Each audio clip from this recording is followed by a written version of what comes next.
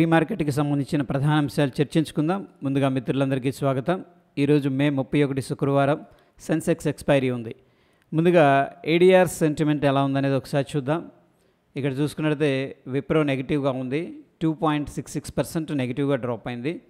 దాని తర్వాత డాక్టర్ రెడ్డిస్ నెగిటివ్గా ఉంది. ఇన్ఫోసిస్ అగైన్ 1% దాకా నెగిటివ్గా క్లోజ్ అయింది. హెచ్డిఎఫ్సి బ్యాంకు, ఐసిఐసిఐ బ్యాంక్ అయితే పాజిటివ్గా ఉన్నాయి. సో ఫ్రెండ్స్, ఇక్కడ మనకు చూడగానే బ్యాంక్స్లో పాజిటివ్ సెంటిమెంటు, ఎస్పెషల్లీ ఐటీలో విప్రో కానీ ఇన్ఫోసిస్ కానీ చూస్తే నెగిటివ్లో క్లోజ్ అవడానికి కారణం ఏంటంటే యూఎస్లో డెల్ రిజల్ట్స్ అనేది అనౌన్స్ చేసింది. బట్ 11.5% నెగిటివ్గా అయితే క్లోజ్ అయింది. ఎందుకంటే ఆర్టిఫిషియల్ ఇంటెలిజెన్స్ సర్వర్స్ ఏవైతే ఆర్డర్స్ ఉన్నాయో ఆర్డర్స్ అంత అనుకున్నంత రాలేదన్నమాట.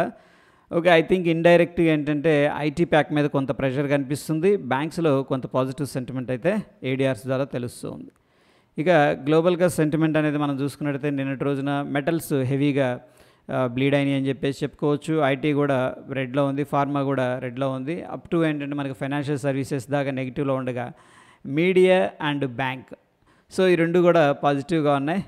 అయితే మీడియా ఎందుకు పాజిటివ్గా ఉందంటే ఇప్పుడు ఎలక్షన్స్ అవుట్కమ్స్ ఉన్నాయి కాబట్టి ఐ థింక్ ఇట్స్ సిక్లికల్గా ఈ మీడియా స్టాక్స్ కొంత బౌన్స్ అనేది జరుగుతున్నట్టు తెలుస్తుంది.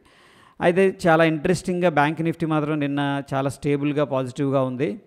సరే చూద్దాం ఒకసారి గ్లోబల్ సెంటిమెంట్ ఎలా ఉందనేది ఒకసారి చూస్తే రష్యా నెగిటివ్గా ఉంది, యుఎస్ 500 కూడా నెగిటివ్గా ఉంది. వీళ్ళ యొక్క జీడిపి డేటా కూడా నెగిటివ్గా రావడం జరిగింది. జాబ్లెస్ క్లెయిమ్స్ కూడా నెగిటివ్గా ఉన్నాయి యూఎస్కి సంబంధించింది. అండ్ యూరప్ నెగిటివ్గా ఉంది. Of course Dow Jones industrial average US market నెగిటివ్గా ఉంది, జర్మన్ నెగిటివ్గా ఉంది, ఫ్రాన్స్ నెగిటివ్గా ఉంది, లండన్ పాజిటివ్గా ఉంది, Hong Kong, Nikki, south Korea, S&P 500 అయితే ఎక్కువగా ఉంది. కొద్దిగా అన్సర్టనిటీ అనేది యూఎస్ మార్కెట్లో కనిపిస్తుంది. మిక్స్డ్ కాంటెక్స్ట్ అనేది మనకి తెలుస్తూ ఉంది గ్లోబల్గా. ఇక ఎకనామిక్ క్యాలెండర్ విషయానికి వస్తే నిన్నటి రోజున జీడిపి డేటా యూఎస్సి క్వార్టర్ రావడం జరిగింది, నెగిటివ్గా ఉంది. అండ్ జాబ్లెస్ క్లెయిమ్స్ కూడా 219,000 పెరగడం అనేది జరిగిందనమాట, ఎక్స్పెక్ట్ చేసిన దానికంటే కూడా. అందుకని ఈ యొక్క డేటా అనేది నెగిటివ్ అని చెప్పేసి చెప్పుకోవచ్చు. క్రూడ్ ఆయిల్ ఇన్వెంటరీస్ అయితే తగ్గాయి, which is a positive for the crude oil అనమాట. ఇక ఈరోజు చైనాకి సంబంధించిన మ్యానుఫ్యాక్చరింగ్ పిఎంఐ డేటా అనేది రావడం జరుగుతుంది. ఇది వెరీ ఫండమెంటల్ ఇన్ఫ్లుయెన్స్ డేటా, ఒక 20 మినిట్స్లో రిలీజ్ అవుతుంది. దాని తర్వాత యూఎస్కి సంబంధించిన core PCE price index data అనేది రావడం జరుగుతుంది. ఇది చాలా ఇంపార్టెంట్. దాని తర్వాత యూఎస్కి సంబంధించిన చికాగో పిఎంఐ డేటా అనేది కూడా రావడం జరుగుతుంది. ఇది కూడా వెరీ ఇంపార్టెంట్ డేటా అని చెప్పేసి చెప్పుకోవచ్చు.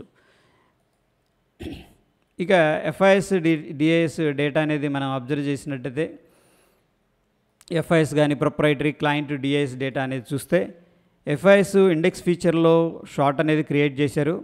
దాని తర్వాత స్టాక్స్ ఫీచర్లో ఇండెసిసివ్గా ఉన్నారు. ఇండెక్స్ ఆప్షన్స్లో ఎగైన్ షార్ట్ అనేది చేశారు, అంటే బేరిష్ సైడ్ ఉన్నారు. స్టాక్స్లో కూడా బేరిష్ సైడ్ ఉన్నారు. సో ఆల్ టుగెదర్ మనం చూసుకున్నట్లయితే ఎఫ్ఐఎస్ అన్నింటిలో కూడాను ఇండెక్స్ కానీ ఇండెక్స్ ఆప్షన్స్ కానీ స్టాక్స్ కానీ మొత్తం కూడా బేరిష్గా ఉన్నట్టు తెలుస్తూ ఉంది. ఇక ప్రొప్రైటరీ అనేది మనం చూసుకున్నట్టయితే ఇండెక్స్ ఫీచర్లో బుల్లిష్గా ఉన్నారు, స్టాక్స్ ఫీచర్లో బుల్లిష్గా ఉన్నారు, ఇండెక్స్ ఆప్షన్లో బేరిష్గా ఉన్నారనమాట. ఇక క్లయింట్ లెవెల్ అనేది మనం అబ్జర్వ్ చేస్తే ఇండెక్స్ ఫీచర్లో బుల్లిష్గా ఉన్నారు, స్టాక్స్ ఫీచర్లో బుల్లిష్గా ఉన్నారు, ఇండెక్స్ ఆప్షన్స్లో కూడా బుల్లిష్గా ఉన్నారు. ఎఫ్ఐఎస్ స్ట్రాంగ్ బేరిష్ అన్నిట్లో, క్లయింట్ మాత్రం అన్నిట్లో కూడా బుల్లిష్గా ఉన్నారు. ఇక డిఐఎస్ డేటా అనేది మనం చూసుకున్నట్టయితే index, stock features and index options మొత్తం కూడా ఇండెసిసివ్గా ఉన్నాయి. స్టాక్స్లో మాత్రం స్ట్రాంగ్ బుల్లిష్గా ఉన్నారు.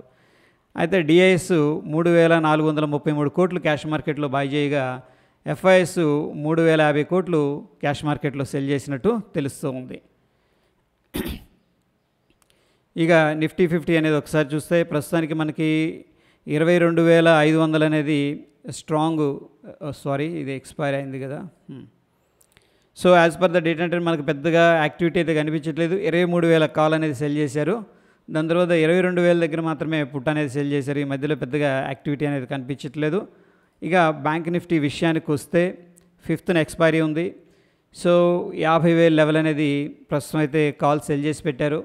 దాని తర్వాత మనకు పెద్దగా చెప్పుకోదగ్గ రెసిస్టెన్స్ పాయింట్స్ అయితే కనిపించట్లేదు. అదేవిధంగా సపోర్ట్ విషయానికి వస్తే 48,000 దగ్గర స్ట్రాంగ్ సపోర్ట్ అనేది కనిపిస్తుంది.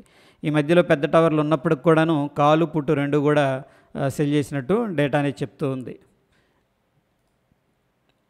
ఇక ఇండియా విక్స్ అనేది ఫ్లాట్గా అయితే క్లోజ్ అయింది, ఇండెసిషన్లో ఉంది.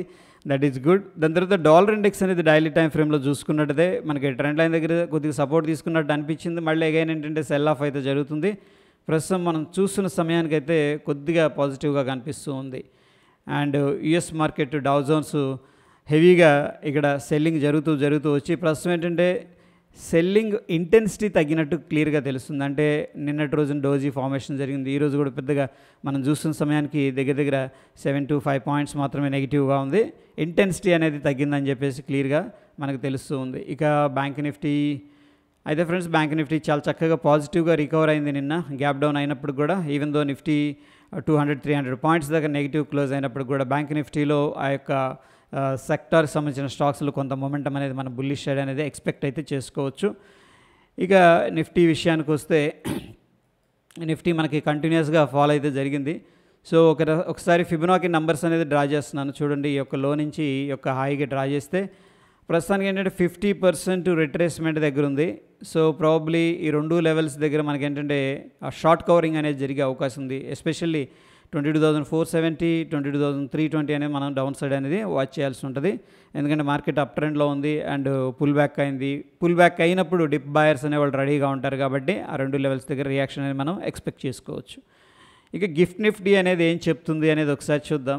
ఓ మై గాడ్, చూడండి హ్యూజ్ గ్యాప్ అప్ అయితే కనిపిస్తుంది. సో ప్రస్తుతం మనం చూస్తున్న సమయానికి గిఫ్ట్ నిఫ్టీ 22,685 దగ్గర ట్రేడ్ అవుతుంది.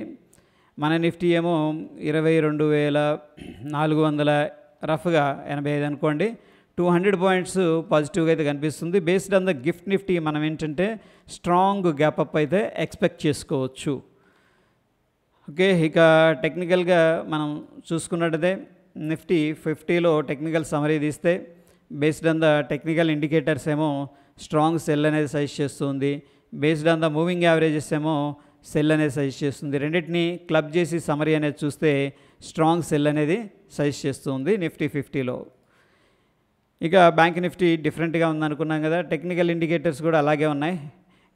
స్ట్రాంగ్ బైని సజెస్ట్ చేస్తూ ఉన్నాయి. మూవింగ్ యావరేజెస్ ఏమో బై అనే దాన్ని సజెస్ట్ చేస్తూ ఉన్నాయి. సమరీ అనేది మనం తీసుకున్నట్టయితే స్ట్రాంగ్ బై అనేది చెప్తూ ఉంది. ఇక స్టాక్స్ ఈరోజు మనం కొన్ని రెడార్లో పెట్టాల్సి ఉంది. Apollo hospitals, Bharat dynamics, Muthoot finance, BGR energy, tube investments. Okay, so ఈ యొక్క స్టాక్స్ లింక్ ఏదైతే ఉందో మనీ కంట్రోల్ లింక్ నేను మన టెలిగ్రామ్లో అయితే పోస్ట్ చేస్తాను. ఇది ఫ్రెండ్స్ ప్రీ మార్కెట్కి సంబంధించిన ఇంపార్టెంట్ అప్డేట్స్. మరొక ఎపిసోడ్లో మళ్ళీ కలుసుకుందాం. Stay tune. ధన్యవాదాలు.